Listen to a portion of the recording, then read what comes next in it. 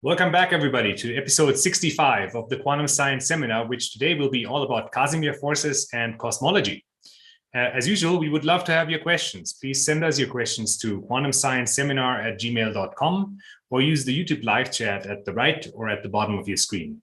As always, please note that there's a 30-second time delay between what we're doing here and what you see as live on YouTube. And with that, I'd like to hand over to Valentina, who will introduce our speaker today. Yes, thank you, Sebastian. And it's really a pleasure for me today to introduce our speaker, who is Ulf Leonhardt. And so Ulf Leonhardt got his PhD from the Humboldt University in Berlin. And since then, he worked in many different places. I just want to cite the last two where he got his professorship. So from 2000 to 2012, he was professor of theoretical physics in the University of St. Andrews. And since 2012, up to now, he is professor of physics in the Weizmann Institute of Science in Israel. So he contributed to many different fields that range from quantum optics through transformation optics till analog gravity and Casimir physics.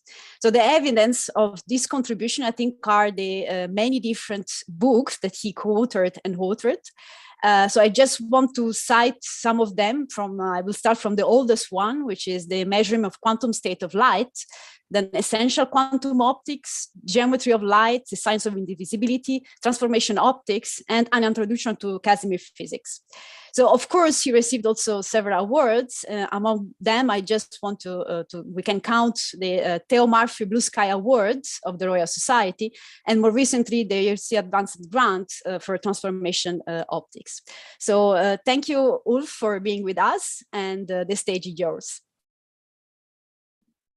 Yeah, thank you very much. And thanks for tuning in to the audience to this talk about the Casimir effect meeting the cosmological constant. This is it's a dark subject. I'm going to talk about dark energy, also known as the cosmological constant introduced by Einstein. And I would like to make a case in this talk that this subject is related to the forces of the quantum vacuum. So these are forces that are all around you in nature. If you go into a forest, then you are surrounded by these effects, particularly because they limit the height to which trees can possibly grow. And the reason for this is that they are responsible for the capillary forces. So the height trees can grow is limited by the ability to get water from the ground to the leaves where the water is needed in the photosynthesis. And this transport goes via capillary forces. So the water rises in the trees and it climbs up the capillaries, and this is an effect of van der Waals forces, or forces driven by vacuum fluctuations, and it would be different for different substances. For example, mercury would not rise in a capillary; it would actually fall. And but this is an example of one of these quantum forces all around you. Here is another example from nature. These are photographs of the feet of geckos. So geckos can climb up walls because their feet stick to the walls. And the reason why the feet stick to the walls is because they contain a myriad of tiny hairs. And these hairs, they then get attracted by van der Waals Casimir forces to the walls. And this is how they can stick and effortlessly climb. So van der Waals Casimir forces, and these are the forces of the quantum vacuum. And the case I want to make in this talk is that this is something related to what is known as dark energy. Now, I would like to explain dark energy. So I would like to explain to you this picture so that you understand very well what is described in this picture. This is a picture from the 2011 Nobel Prize in Physics for the discovery that the expansion of the universe is accelerating. What this picture shows is a diagram of the expanding universe. So time runs, let's say, from the left corner to the right corner, and the geometrical shape you're seeing, this bell shape, this is a visualization of the size of the universe. So initially, the universe is extremely small, and then it begins to expand. And you see this expansion gets slower over time, and then somewhere halfway between the time from the present to the Big Bang, then the expansion, this curve moves outwards. This means that the expansion accelerates. And so as if this is a force in on cosmological scales that turns the normally attractive force of gravity into a repulsive one. What this picture also shows is the way in which we know about this, and that is, you see there are some indications of supernova explosions. So the universe was mapped out with supernovae, and these supernovae, they tell you, so if you know they tell you two things. So they tell you the scale factor at the time of the supernova explosion. You know this by redshift. So the radiation is sent out, and then the universe expands. So each wavelength gets longer and longer and longer. And comparing the spectra, known spectra today, with what they should have been at the time of emission, we know exactly what the scale factor of the expansion was. This is one of the information we get.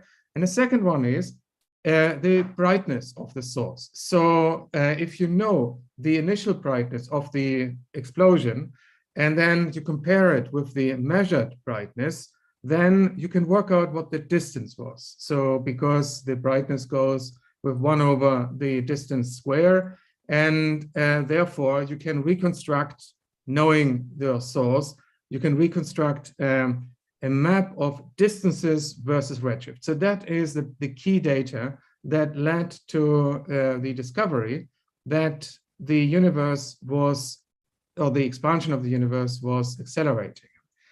And let me explain now a little bit of the background to this by going into the very basics of cosmology. So cosmology is the astrophysics of the very large, of scales beyond the size of galaxies and galaxy clusters.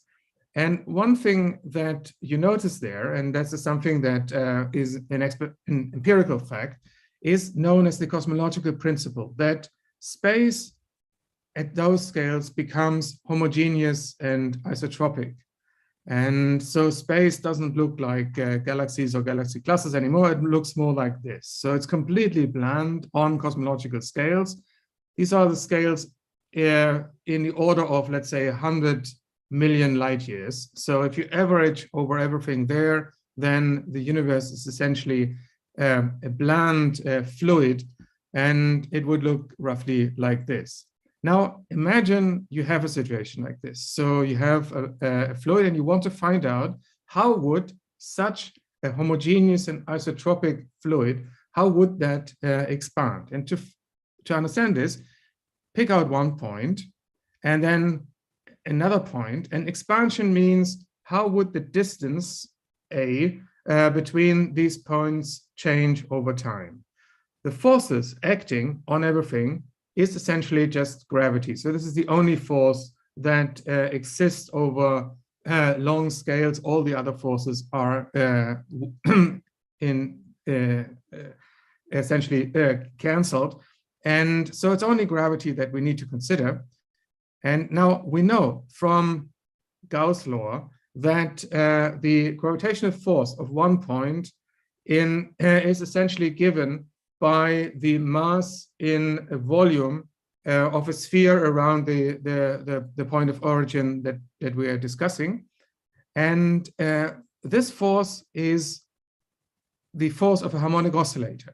So that's the same force you would get if you would drill a hole into the Earth. Then you could in theory, you could jump and then bounce back and forth. And if there's no friction, you get perfect oscillation. So gravity in a homogeneous setup is oscillatory, and with a spring constant that is given by the matter density rho and the gravitational constant. And being a spring constant, it is normally an attractive force. So it will force the acceleration to be negative, that is, that the expansion would be deaccelerating. Now, in relativity, there are only two minor corrections to this. So one is that it is not just the rest mass that is causing gravity, it is all energy. And so energy is given by mass times c squared, and the mass is not only the rest mass here, it is the mass associated with all kinds of energy. So that's the first point, that relativity corrects this. And the second is that not only energy, but also pressure contributes to gravity. And since pressure acts in all three directions of space, you get a factor of 3 there. So it is then the energy density plus 3 times the pressure that is causing gravity. And the energy is usually dominated by the rest energy. And so how can you possibly get acceleration there? So how can you change the sign here?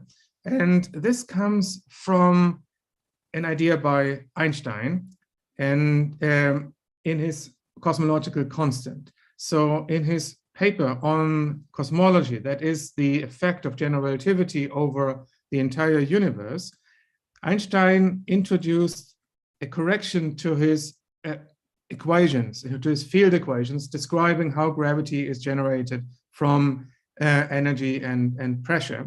And this correction is the one you see here in this formula. So what is written on the left-hand side, these are geometric expressions. See there the Ricci tensor, the curvature scalar, and then one term that has a lambda in front of it. Lambda is the cosmological constant. And on the right-hand side, you see the energy momentum tensor. Now, Einstein postulated this correction, and let me show to you how then from this you obtain an repulsive force and a deacceleration. And the way to do this is to write it not on the left-hand side, but on the right-hand side of Einstein's equation, such that the cosmological term becomes part of the energy momentum tensor. And the energy momentum tensor in something that is homogeneous and isotropic is very simple. So it consists, it's diagonal, and its top element is the energy density, and then the other diagonal elements is the negative pressure. Now, if you have a constant term there, then from this follows that the pressure associated with this term, whatever that term is, that this pressure is minus the energy density. And if you then have something pressure that is negative of the energy density, and you plug this into the equation describing the expansion of the accelerations of the scale factor, you see then the pressure will overwhelm the energy density and you get acceleration. So this is something that turns the normally attractive force of gravity into a repulsive form. That would be the cosmological term and the cosmological constant introduced by Einstein. So moreover, what astronomers have found is that this is the dominant term.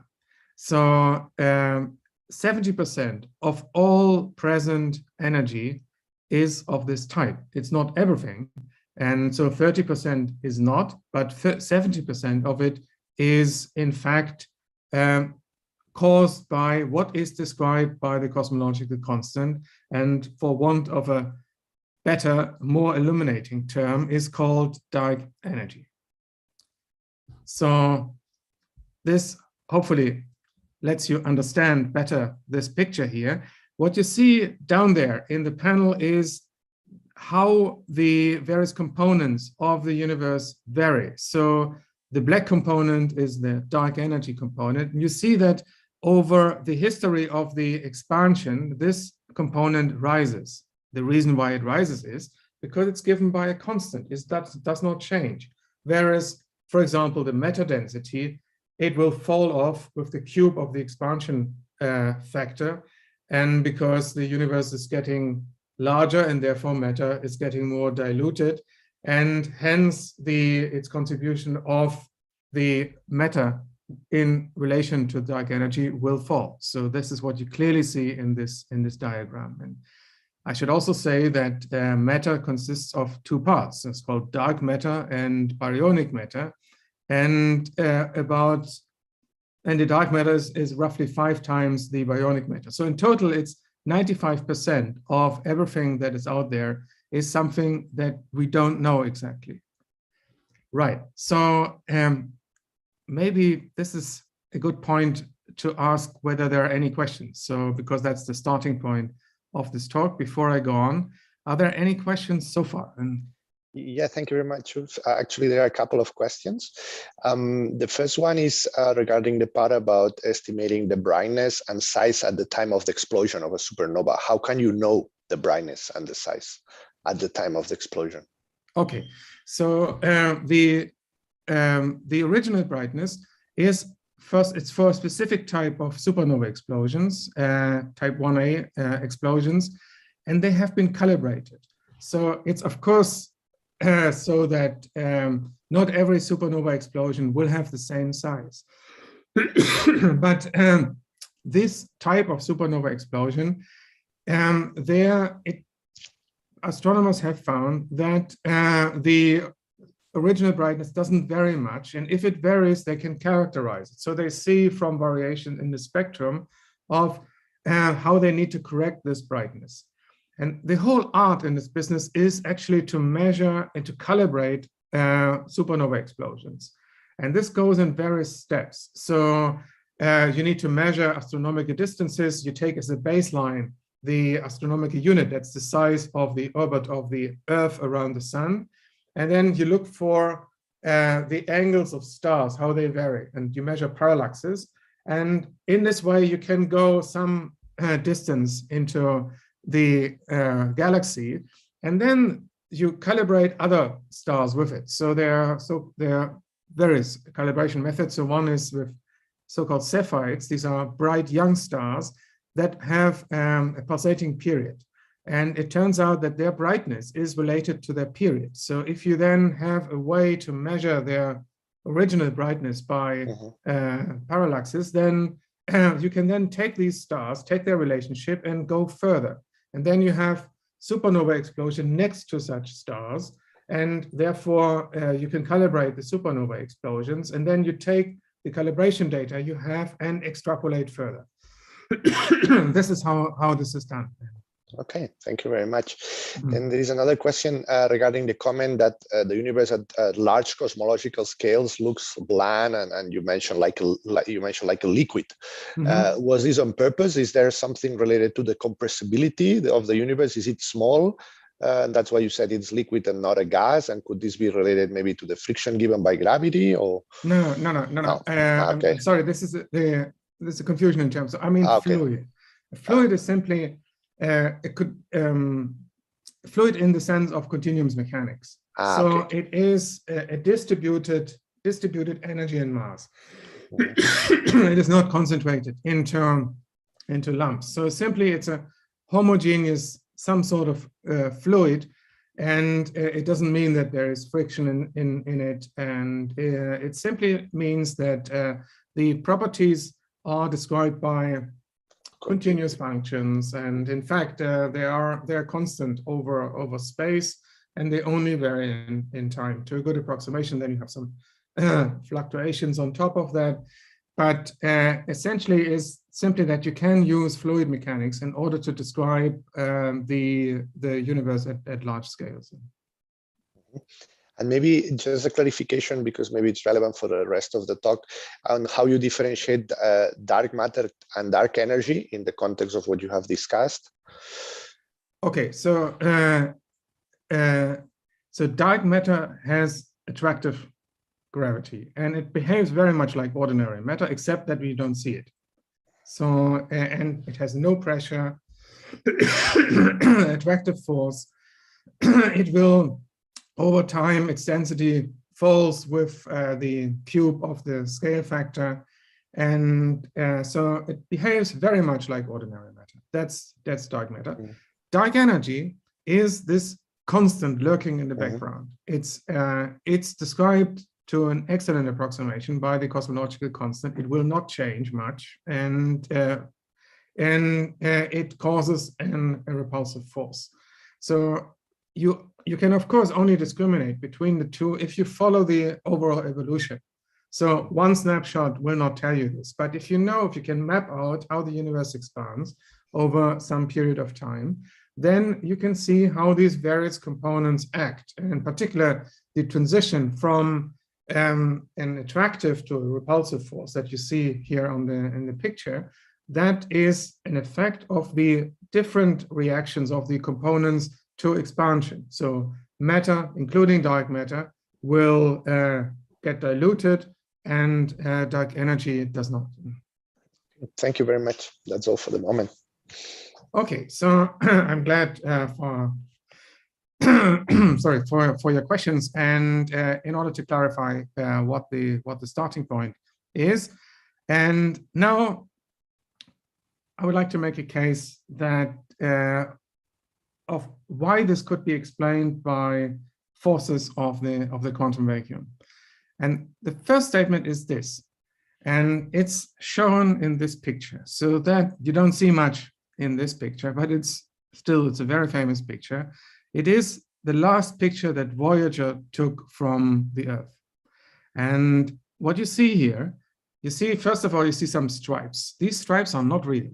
They are reflections of sunlight in the camera. The only thing here that is real is in one of the stripes, and you really have to look very carefully for it, is a pale blue dot. That is Earth. And it vividly shows you how empty space is, how alone we are. And this is just inside of the solar system. So if you go further out, then the emptiness only becomes larger.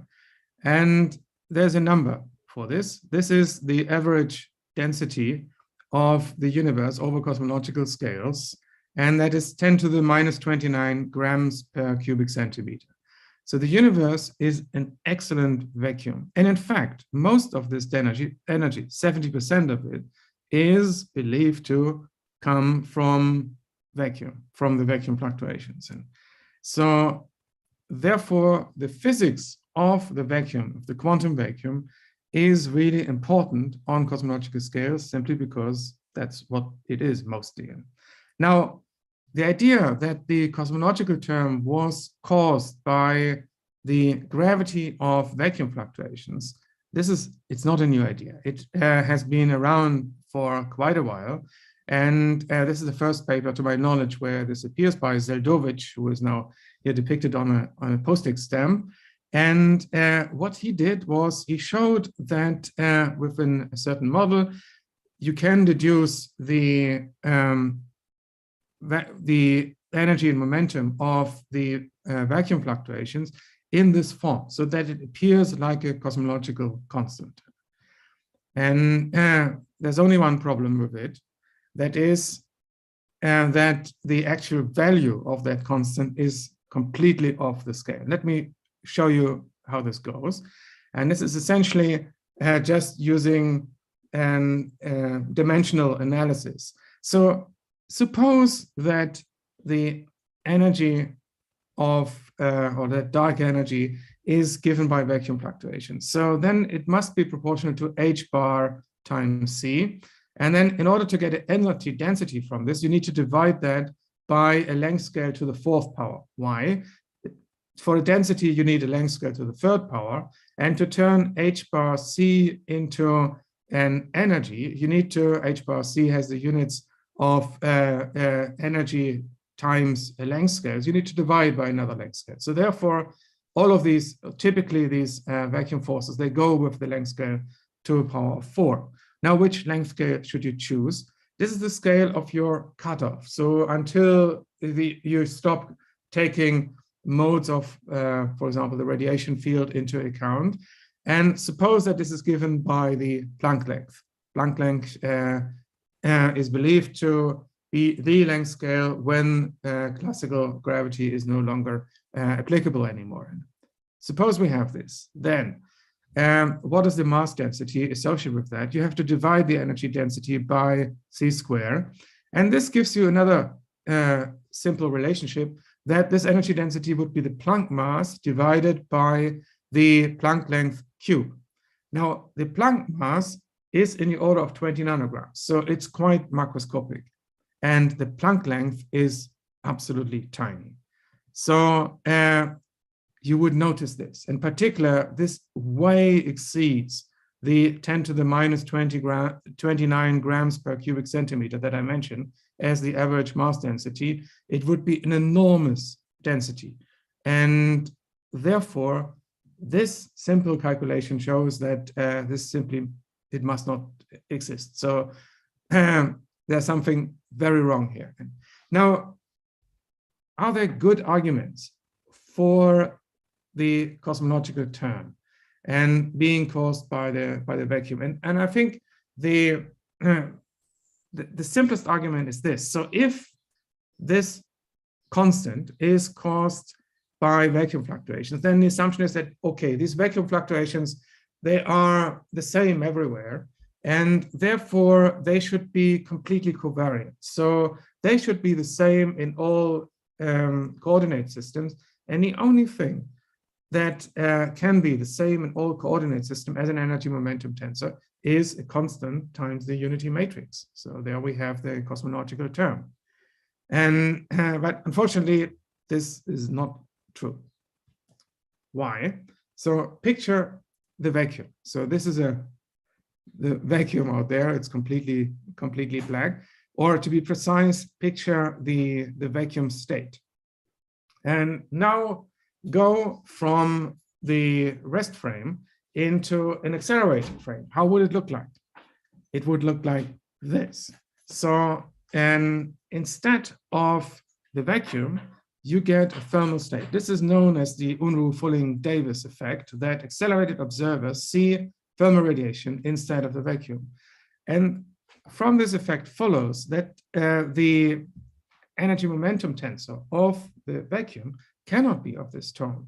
So it cannot be as it came out of the Zeldovich calculations and as we postulated it. So this is the moment where we need to call in the professionals in the field of vacuum fluctuations. And they come from, not from the field of high energy physics, but rather from low energy physics.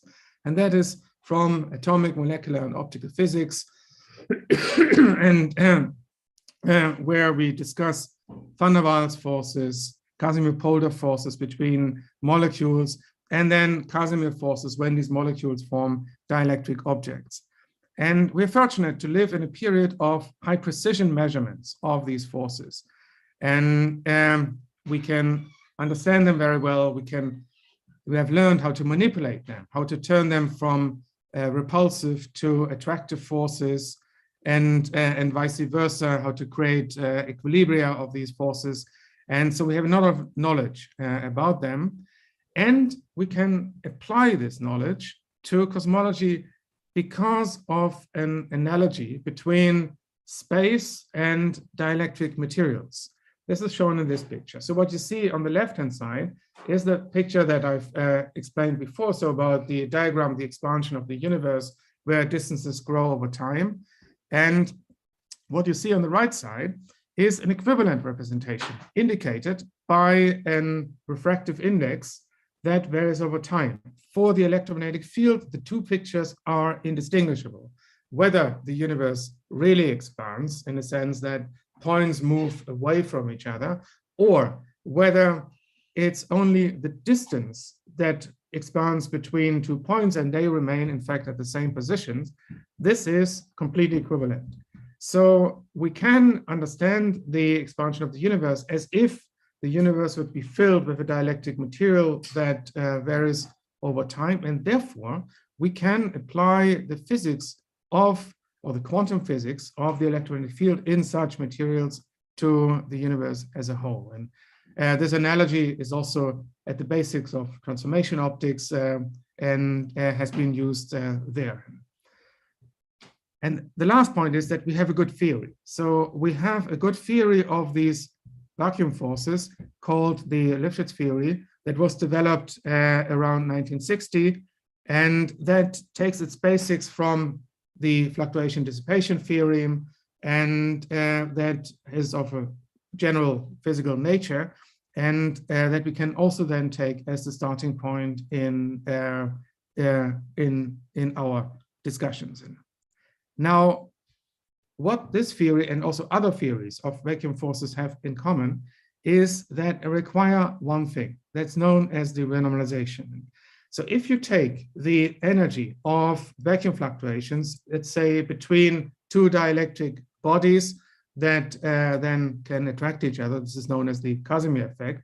If you take the energy density in the situation, then it is infinite.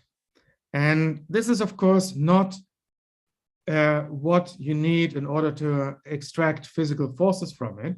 And what you do is you compare the energy at, let's say, a finite distance of your objects with the energy in larger distance, or in theory, in infinite distance between these two objects. And you take the difference between the two, and this gives you the energy density that, in fact, can then do mechanical work. This procedure is known as renormalization. And there are various ways of making this. And what I've shown you is one elementary way of doing this. However, what physicists have believed is that the energy and momentum that enters the Einstein equation is given by all forms of energy, including the almost infinity that you have, so that all energy should gravitate, not only the energy that is able to do mechanical work.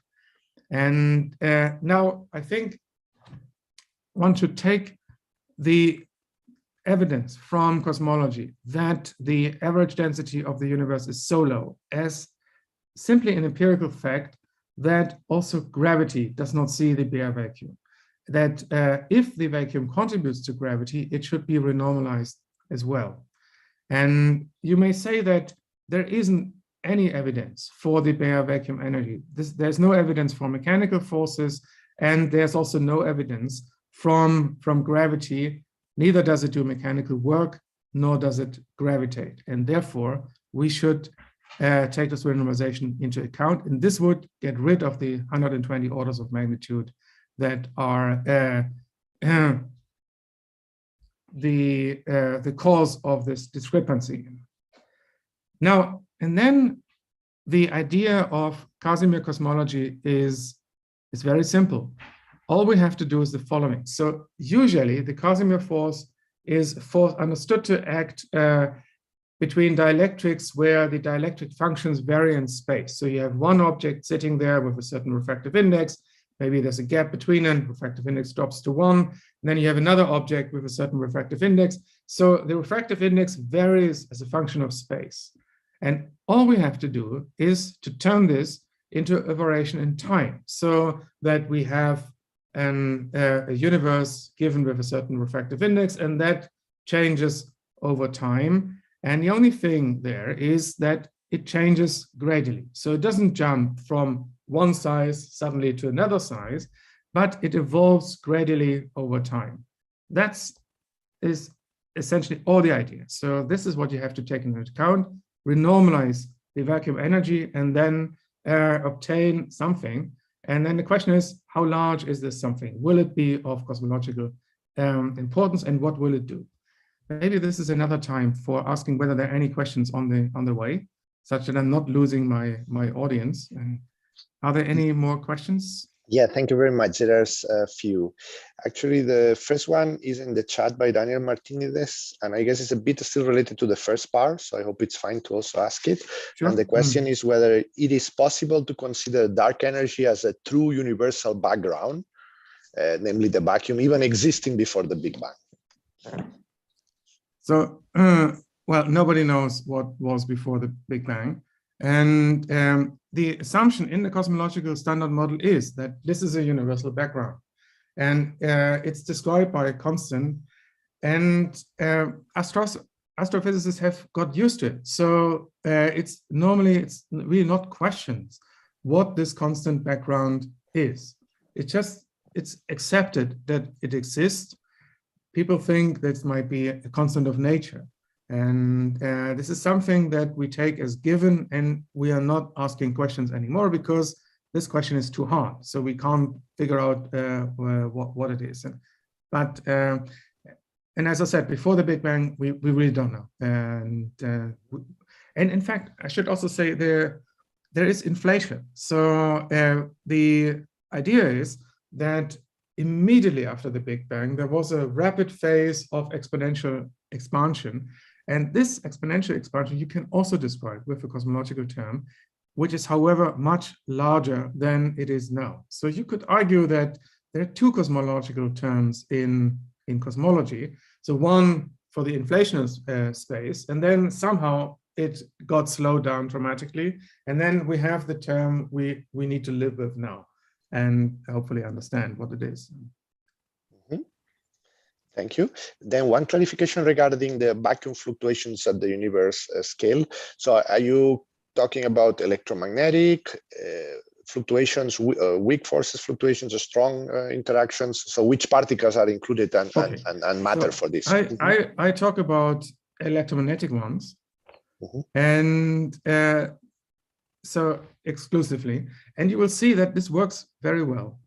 And the question is, will there be a contribution also from other fields? So the electromagnetic field is only a small part of the standard model. We have the weak forces, we have strong forces, and we have the Higgs, and so various fields that are actually acting that we know that are there.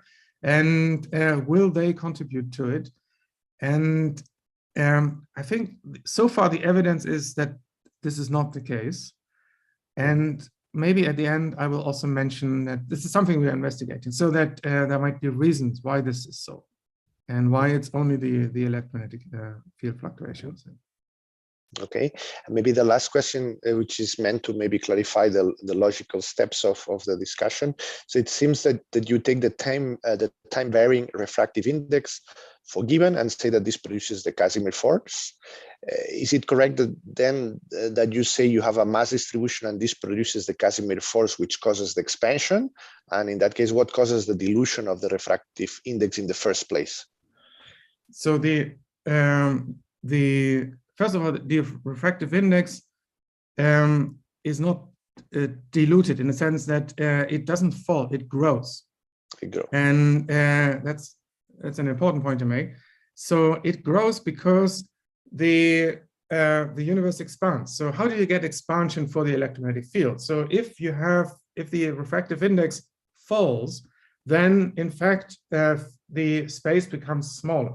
So the distance is given by the wavelength, and the wavelength is proportional to the refractive index. So the higher the refractive index, the more waves you can squeeze in, and therefore space optically appears larger.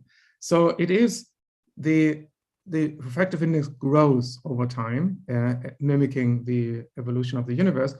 And the mechanism of how this happens is, in the Newtonian picture, would be simply that the universe starts from an explosion. So it is like all points in the universe, they are moving away from each other, and that naturally dilutes space.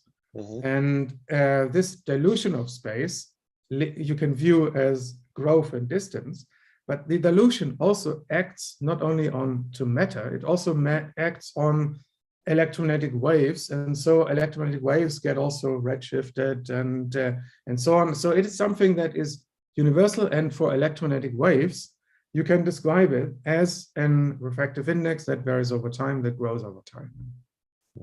Okay, thank you very much. That's all for the moment then.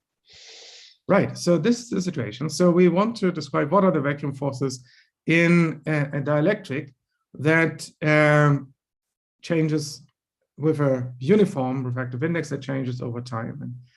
And the issue is that this is a continuous process. This is a hard problem. This is a problem that we investigated for a decade, starting from the Casimir physics of inhomogeneous dielectrics varying in space. So that was, of course, the starting point. We noticed with the help of a gifted PhD student that there are issues there. So that this is the renormalization in such a situation is not working. The standard procedure needs to be modified. It took another brave PhD student to understand the first step, how you would modify this renormalization procedure in a continuous case. And it took the work of further talented students and postdocs to understand what is going on here. And it took me 2 years of work in solitude to turn this from space into time. So how to change, and this turns out to be is also very subtle. And so there's a lot of work going on into that. And you may very well say from the start that this is actually, it's a complete waste of time. So how can the Casimir force act in cosmology? Looking at this picture, Casimir force is a force acting on the nano and micro scales. So it is responsible for geckos climbing up walls. How can this force act on the cosmological scale? Or asked differently, what would be the difference between, given that space acts like a dielectric, between the dielectric of space and ordinary dielectrics? So in the hairs of geckos and in comparison with what space would be. And there is an important difference. And this is the difference stated in the equivalence principle. So gravity is a remarkable medium. It is, according to the equivalence principle, it is the same on all scales. It acts on, for example, the electromagnetic spectrum in the same way throughout the spectrum. So from the ultraviolet to the extreme infrared, it would act the same way. And in fact, you can extend that scale. So you can go until the cosmological horizon on one end and the Planck scale on the other hand, logarithmically, and you have an enormous range of the spectrum that the medium of space can sustain. And then effects that are normally tiny in ordinary dielectrics might get large and significant in this unusual medium of space. This is the quantitative difference between the medium of space in comparison with ordinary dielectrics. And then we found that in fact the quantum vacuum does seem to make seem to have an influence on the energy density of the universe that is relevant, that is not completely negligible, but that is of the right order of magnitude as you would expect from cosmic expansion. And we are agonizing with the correct final expression of this. So this story is not completely finished. What we believe we understand is the leading term. So how the energy responds to the expanding universe. And this leading term is given by the third derivative of the inverse Hubble parameter. The Hubble parameter is the relative rate of change of the universe. And so this has an interesting consequence, that it's given by relative change. And it's typical for all of these Casimir forces. They live on differences in the refractive index. So, and in particular, they would also live on differences in the refractive index as a function of time. And this leads to what is known as an anomaly. Let me try to explain what this is.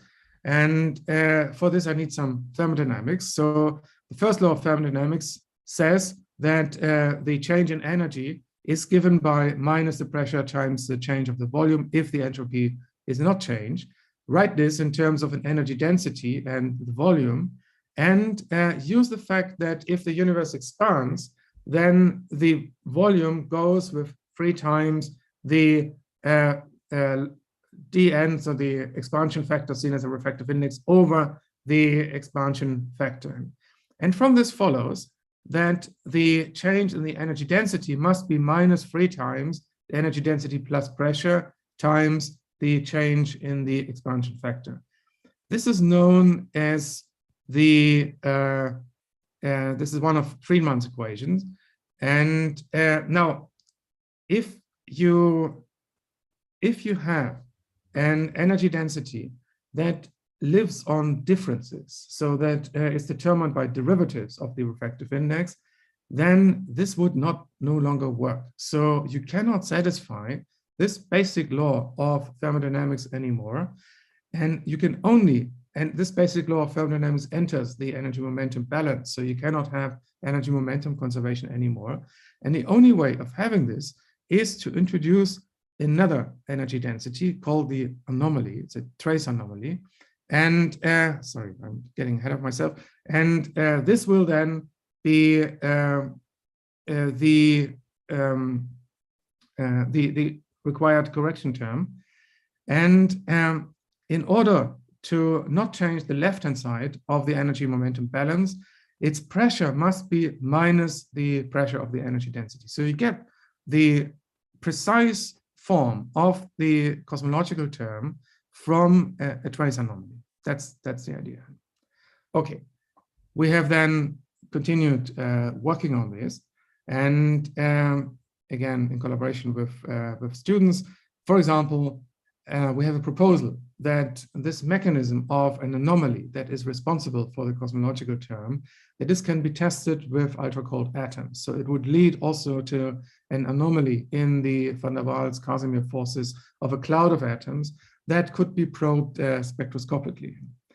But what I would like to tell in the last part of my talk is another recent development, and that is, of course, something that is necessary one should do, that is to compare the quantitative predictions of such a theory with astronomical data. Now, here is a comparison. What you see in this picture is known as the Hubble diagram. This is the plot of supernova explosions we started the discussion with.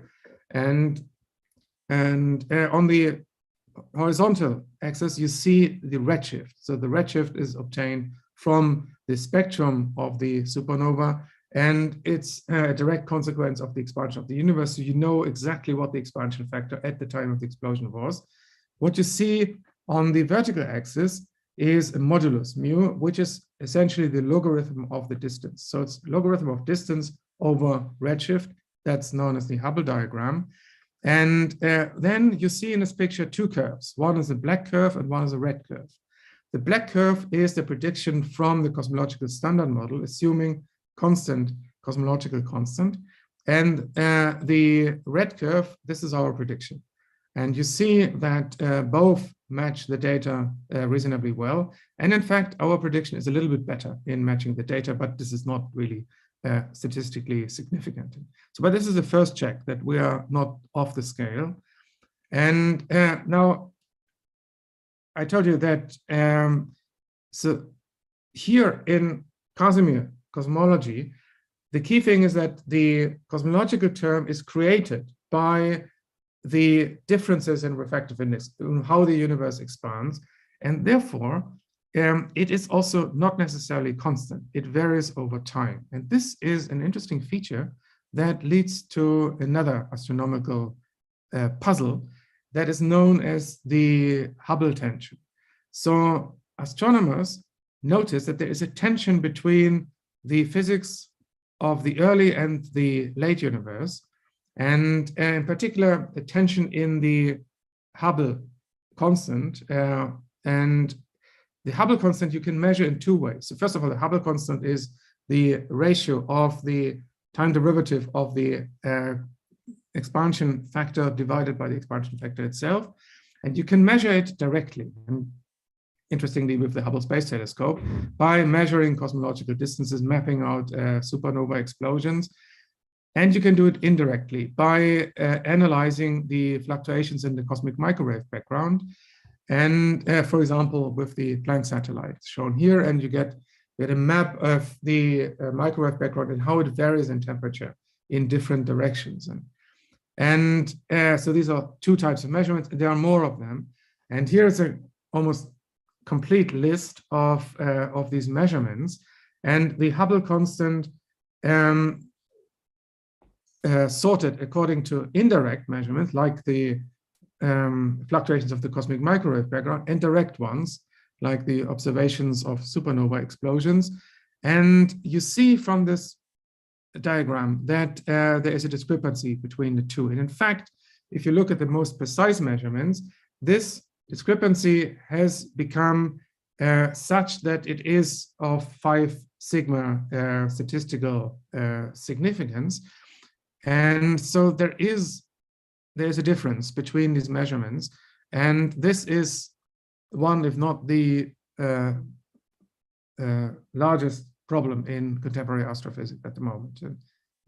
Now, I would like to illustrate that this discrepancy can be resolved with the theory that I'm discussing, and as follows. So if you look at the correlations in the cosmic microwave background, so correlations are you look into different directions and in space, measure the temperature and see how that temperature is correlated given different angles, and do this, of course, with on a sphere that you're seeing around you. So you sort this according to spherical harmonics with index L. This is shown on the diagram to the left. So this is a typical, this is the correlation spectrum.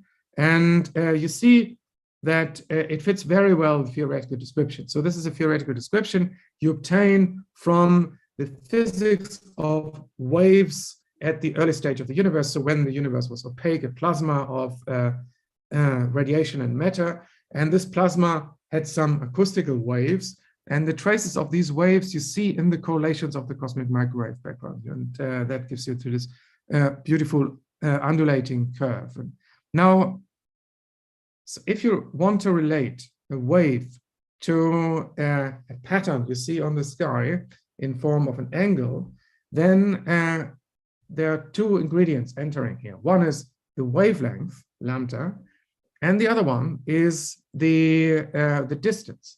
So that gives you an angle. So in order to know, in order to relate the scale of this correlation spectrum to wavelengths, you need to know what the distance is. And this distance depends on the expansion history of the universe. It depends on the way how light has traveled from the sphere around you, dating back to the release of the cosmic microwave background to now. And that distance is considerably longer than the time in terms of light years to the Big Bang, because the universe is expanded. So you could view it like this, that there is a refractive index that has grown, and therefore the distance, the optical distance between that sphere and us has grown over time. Or alternatively, you can say that since the universe is expanded, the light was helped, so it needed to travel further distances than its geometrical distance would be in order to reach us. So this scale factor depends on the expansion history, and therefore it's sensitive to it. And therefore discrepancies you see in the Hubble parameter, the Hubble constant, extracted from the physics of the waves at the early stage of the universe, and with the Hubble parameter that we observe now, this distance then can be resolved, assuming that the expansion history of the universe is modified. In particular, if the cosmological constant is no longer a constant but varies, then this difference actually goes away. This is what we have found. If we plug in the most naive cutoff for our theory, so assuming that vacuum forces drop at the Planck scale, and use perturbation theory to calculate its effect on the expansion history of the universe, you exactly reproduce the observed result up to the same precision as the precision of the data. This, of course, may be a coincidence. It's just one number so far, but it may also be an indication that we might be on the right track. And in fact, the dark energy, the cosmological term, can be explained by the physics of these vacuum fluctuations. There are, of course, many other theories of this. The order of magnitude is that there are 10 to the 2 theories trying to explain this Hubble tension. But what all of these theories have in common is that they involve new fields or modifications of general relativity or violations of the cosmic principle, the cosmological principle, modifications that are not tested anywhere else. And there's only one theory that doesn't do that, and that's ours. So we need no new fields, just new ideas in fields as old as quantum electromagnetism. And there are many questions, and the story is not finished at all. One of those questions was already raised. Why is it only quantum electromagnetism? So I have focused my discussion on quantum electromagnetism, and why is this sufficient to do this? And the idea we have is that the electromagnetic interaction is the only one that acts across vast distances in space. And it turns out that the modifications of the vacuum energy that we need, this comes from the cosmological horizon, the physics of horizons. The cosmological horizon is tens of billions of light years away. And so you need to have something that sustains large distances. And that seems to be just the electromagnetic force. And so why only electromagnetism? Still a question going on. What about experimental tests? So can you test the ingredients of this theory, the various forms of mechanism of how these quantum fluctuations act on cosmological scales? Can you test this? And this is something we started working on as well. So there are possible tests with analogs. So the anomaly that is responsible for the cosmological term, this is something one could test with, perhaps with ultra-cold atoms. And what about other astronomical effects? So the Hubble tension, the discrepancy between the Hubble constant taken from the physics of the past, the cosmic microwave background, and present measurements, this tension is not the only one. There are also other issues with the cosmological standard model that astronomers have noticed that are less significant, but they are there. And would it be possible that theories like this could resolve those tensions? And that's one of the things we also like to discuss and see. And lastly, the other question, renormalization. So this is the key to obtaining results here. You need to renormalize the quantum vacuum in a meaningful way. And it is absolutely essential to shed more light on this, to understand this better, and to have a better foundations of what these renormalization procedures are in order to go further. And possibly there are more questions as well.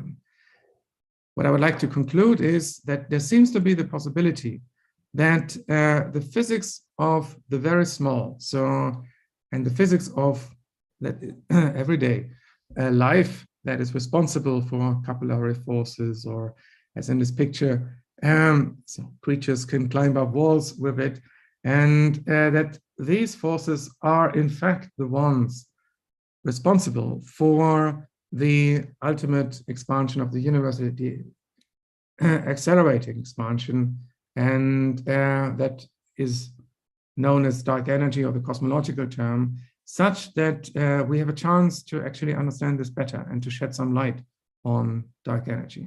Thank you very much. Thank you very much, Ulf, for this very nice, thought-provoking talk, and very inspiring. So there are more questions, and there is also time for discussion. So let me start. with the first question. You mentioned at some point that a potential experiment with cold atoms to observe in analogous way some of the things you have discussed. Could you maybe mention a little bit more about this proposal? Okay, so the idea is this, that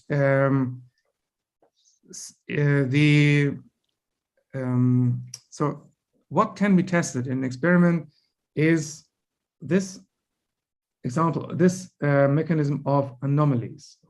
And there is an anomaly associated with van der Waals forces as follows. So you can deduce, so first of all, what is the anomaly in the cosmological case? So this was in order to have conservation of energy and momentum in the presence of vacuum energies, you need to include an additional term.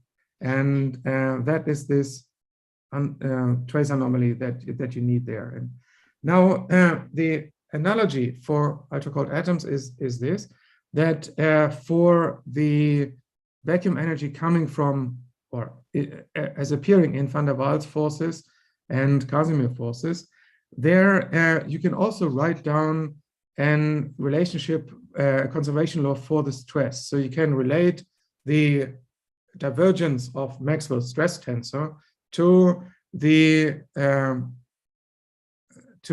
gradient of the electric energies and the magnetic energies if you have a magnetic material.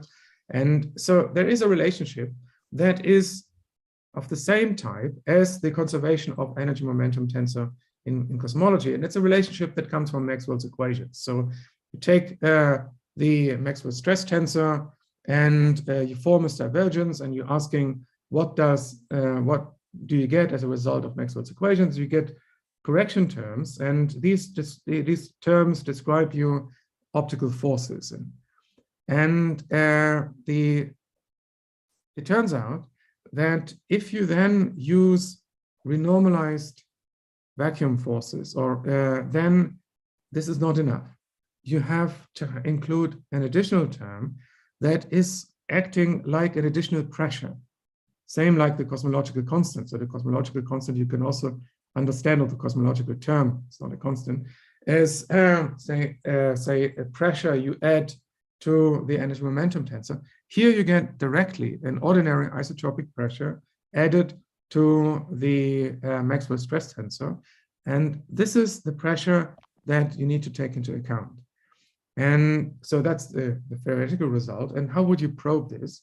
You could probe this by looking into the elementary excitation of an ultra-cold gas. These elementary excitations, they are, so you trap Bose-Einstein condensates in a trap. They are, of course, they are given by the potential of the trap, and they are also given by the interaction of the atoms with each other.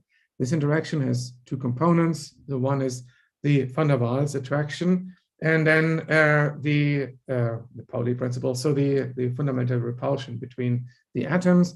And this gives rise to the overall hardcore repulsion of the condensed atoms when you have a stable condensate. And now what you can do is to manipulate these interactions with Feshbach resonances. So you can reduce the scattering length, that's the quantity that describes the interactions, you can reduce it essentially to 0. And then you would have a net free gas of condensed atoms, and look into the spectrum of those of this gas and see whether it is modified. So the prediction from this anomaly is that if you do this, so if you go with a Feshbach resonance to 0 interaction, there's something that remains, and what remains is associated with the van der Waals anomaly, and that could be probed spectroscopically. So if you look into transitions, let's say from a ground state to an excited state of a trapped condensate, then you would see this difference in those transitions. Transitions can be precisely measured, and hence there is a chance of seeing this small term in this anomaly in an experiment. That's the basic idea behind what we have proposed. And there might be others out there as well. So there might be other ways of testing these anomalies that are corrections to the momentum balance or the energy momentum balance caused by vacuum fluctuations. Thank you very much. This is a more specific question. You showed this graph where the theory was matching the Hubble diagram. How many free parameters were used for that matching? Okay, so it depends what you mean by also by free parameters. Mm-hmm. So what are the parameters that we use? So we take the parameters as obtained from the cosmic microwave spectrum. Maybe I go back and then you know what I'm talking about. So this plot here. So this is the correlation. So this is the spectrum of correlations resolved over angular momentum L. And you see this under this wavy shape of the correlation curve. So the shape comes from sound waves at the early stages of the cosmic expansion, when we had this plasma of matter and radiation strongly coupled to each other and forming waves. And these waves, they are, for a wave, you need two things. So you need pressure and you need inertia. The pressure is given by light, so it's light pressure, and the inertia is given by light as well, but matter and dark matter. So the various components of matter, dark matter, and radiation, they enter the physics of these waves and they create the shape of this curve. And these are, and another ingredient is, of course, these curves, it's a fluctuation spectrum. So you need to have some initial fluctuations. The assumption is that the initial fluctuations were random and had no scale in it. And we give it an amplitude as well. So there are several parameters, and 6 parameters in total, that enter this curve. And 5 of them are the various components of radiation, matter, that are there, and the strength of the fluctuations. And one parameter that determines the scale of this curve is the expansion history. So what we have taken is, we have taken the same parameter as in the cosmological standard model, because it is obtained with a very precise fit to the spectrum of the cosmic microwave background. And we took those parameters. Then the only open parameters, there are 2 of them. So one is that we need to give some initial size for the cosmological term. So the cosmological constant is not a constant anymore. It has a dynamic equation of motion. I haven't written this down, but it's a consequence of this theory. And so it will change over time. It has an initial condition, or it has a final condition.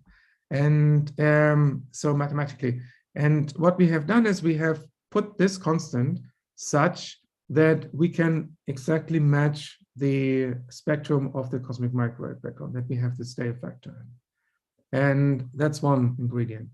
And the second parameter is our cutoff. So the vacuum fluctuations, we need to have a cutoff in them, otherwise they would become infinitive even after renormalization.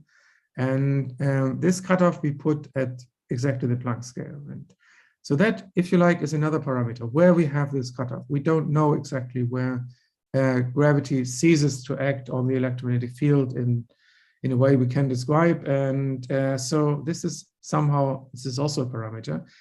But then if we put this parameter exactly to the Planck scale, we get this excellent match with the data. So maybe, if this is true, then this is what we should do. So then it's no longer a parameter. It is actually the value that we should take into account here. And in order to make prediction, then we have as many parameters as in the cosmological standard model. Mm-hmm.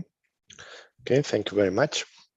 There is actually a question in the chat by Fernando Sos Lucia, and he asks, what exactly is the physical quantity that is fluctuating in the cosmological vacuum that is yielding these effects discussed?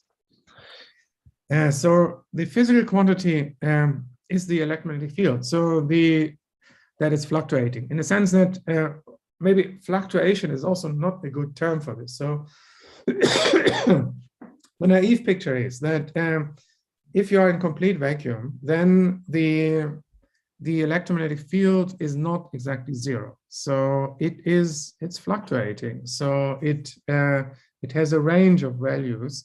And so if you would take a very sensitive antenna, then you would pick up noise. And this noise then is the noise of the vacuum. And so what are these sensitive antennas? Excited atoms are they? So they respond to the vacuum fluctuations and then give rise via spontaneous emission to emission of radiation. So these fluctuations, they knock on atoms, they knock on molecules, polarizing them and creating van der Waals and Casimir forces. And so this is the picture. So it is the electromagnetic field that is fluctuating. I should say, however, that these fluctuations, they are not, I mean, one should not always think of them as really physical fluctuations, that the field is fluctuating at any time. It is rather, these are virtual fluctuations. So it is, the quantum state is such that the field is running over various values at the same time. And it's exploring a space of values, and it is not really completely fixed and definitely not zero. It is only zero on average, and it is exploring the state around this. This is what these vacuum fluctuations perhaps really are, and not just physical fluctuations. Mm-hmm. Thank you. Then just maybe a clarification. So the direct and indirect measurements of the Hubble constant, do they measure the constant at different times of the universe? Or? No. So I should also clarify what is meant. So there's a distinction between Hubble parameter and Hubble constant. So Hubble parameter is the derivative of the scale factor over the scale factor, n dot over n, a dot over a, depending on how you call this. And this varies over the evolution of the universe. With Hubble constant, what we normally mean is this Hubble parameter at the present time. And present time could also be a million years ago. That's essentially is present time on cosmological scales. So this is the quantity that we are talking about. So it's the expansion, the relative expansion at the present time. And this expansion at the present time in the indirect measurements is extrapolated from what we know from the fluctuation, from the cosmic waves at the early stages of the universe, and taking the expansion history into account and assuming that the cosmological term is constant. So that's the Hubble constant from the early physics of the universe. And the Hubble constant that is measured now is a Hubble constant that you reconstruct from the recent expansion history. So where you go out not into cosmological, or not to in the distant past, but let's say based on measurements within this galaxy, the next galaxies, Andromeda, and so on. So on that scale, you make measurements and then extrapolate from those measurements what the expansion, what the Hubble parameter is at the present time. Thank you. Also, what are the other astronomical tensions that you mentioned? So the other astronomical tensions, so they are more subtle. For example, if you look at this picture here now and this correlation plot, it's a beautiful fit except on the left side. So there is more noise there. It's understandable why there is more noise, because this is for low angular momentum. So this means that you don't have many samples present. So the assumption is that essentially the fluctuations of the cosmic microwave background, this is a typical sample. So, and of course, this is an assumption, we don't know that. So nature gives us a set of fluctuations, and we have no chance of moving to another position in the universe and seeing another manifestations of these fluctuations. We have one as given. And then the assumption is that what we see there is typical. So, and this is probably correct for small angles. So that we have many, many pairs of angles we could compare with. And if you go to larger angles, then of course the number of patches you have is reduced. And that leads to extra noise. That is the uncertainty you have in this plot. And so it's statistical noise. But even given this uncertainty, you see that just before the error bars go down, then there is a deviation here in the plot as well. And this has been noticed. And so there is an issue with the fitting of this curve. People use then parameters for this and try to calibrate it.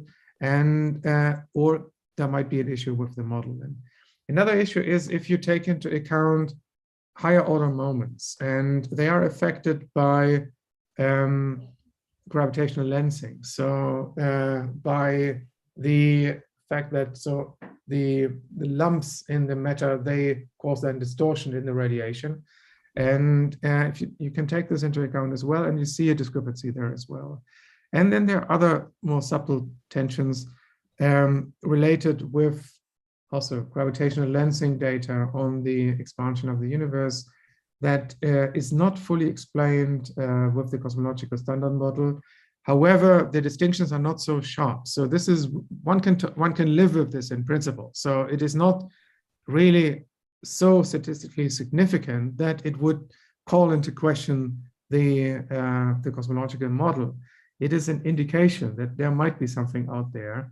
Whereas the Hubble tension is really a sharp distance, a sharp difference between predictions from the cosmological model and measurements that one cannot really discuss away anymore, although still there are astronomers and claiming that this might be a systematic effect and there might be something wrong with these measurements.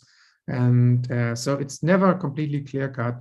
It's never as clear-cut as in pure laboratory-based science, where you can easily repeat experiments and test things in different ways. And in astrophysics, you have to live with some bit of uncertainty, and because you don't have the universe under control, obviously, you can only take what you get and with reasonable assumption, try to draw conclusions from it. Mm-hmm. Thank you very much. And maybe as a last question, I mean, you mentioned that there is this order of 100 theories or alternative theories. What is, in your opinion, the smoking gun experiment or observation that would allow to, in a sense, falsify most of these theories and therefore make your theory more suggestive? I think so. What we are after is simply by looking into these other tensions and see what this theory does there. So if this theory would be able to resolve these tensions as well, and they come from very different times. So the cosmic microwave background was created 300,000 years after the Big Bang.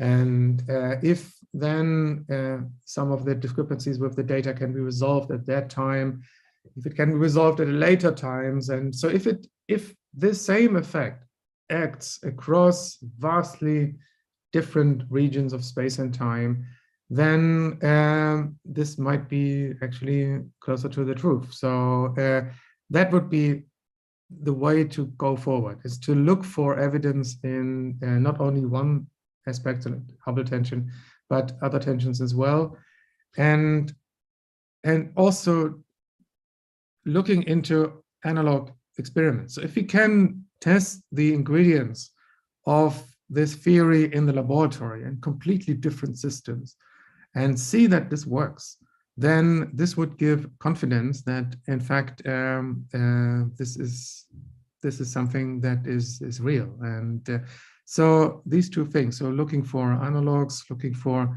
demonstrations of laboratory physics that is of the same nature as the one that is proposed here, and different types of other effects that we can hopefully explain with it, then that would give some solid evidence for it. At the moment, it's tantalizing. So I think it's certainly, it makes a case for further investigation. But of course, this is not the final word on it. Mm-hmm. Thank you very much from my side for the talk and for all the questions. So I'll pass the mic now to Sebastian. Yeah, thank you also from my side, Ulf, for a very inspiring talk and very far-ranging and really cool. And with that, I'd like to finish up and let you know that we'll be back on June 9th with another colloquium by Andreas Wallraff. If you would like to get notified about what we do, please go to our website, quantumscienceseminar.com, subscribe to our email list and our Google Calendar, and you can follow us on Twitter. You should certainly also check out our sister seminar, the virtual AMO seminar, where their next talk will be given by Mark Safman on May 13th. Thank you for your interest, and we hope to see you again on June 9th. Same time, same place.